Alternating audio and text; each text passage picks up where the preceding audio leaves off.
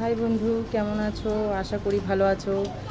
আজ বিকালে একটু টিফিন বানাচ্ছি। দেখো বৃষ্টি পড়ছে, বৃষ্টির দিনে একটু টিফিন করতে ইচ্ছে করছে, তো হোমমেড টিফিন বানিয়ে নিচ্ছি। দেখো তোমরা, দেখো টিফিন বানাচ্ছি কচুরি। লাগছে আলু, পেঁয়াজ, রসুন, আদা, আটা নিয়েছি, এদিকে সুজি নিয়েছি, আর এদিকে নিয়েছি গুঁড়া মশলা, কস্তুরি মেথি, ধনিয়ার গুঁড়া, জিরার গুঁড়া, লঙ্কার গুঁড়া, আর একটু হিং। দেখতে থাকো তোমরা রেসিপিটা। উপকরণগুলো সব মিক্সচারে পেস্ট করে নিচ্ছি। আলু, পেঁয়াজ, আদা আর রসুনটা পেস্টটা হয়ে গেছে, ঢেলে নিচ্ছি। পেস্টের মধ্যে এই গুঁড়া মশলাগুলো সব দিয়ে দিচ্ছি।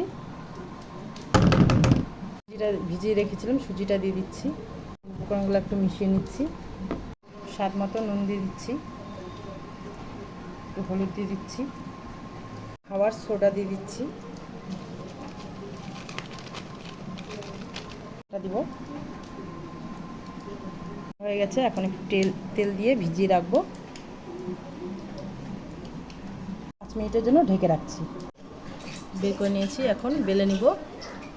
তেল বসিয়ে দিয়েছি, তেলটা গরম হোক। লিচিগুলো কেটে নিচ্ছি।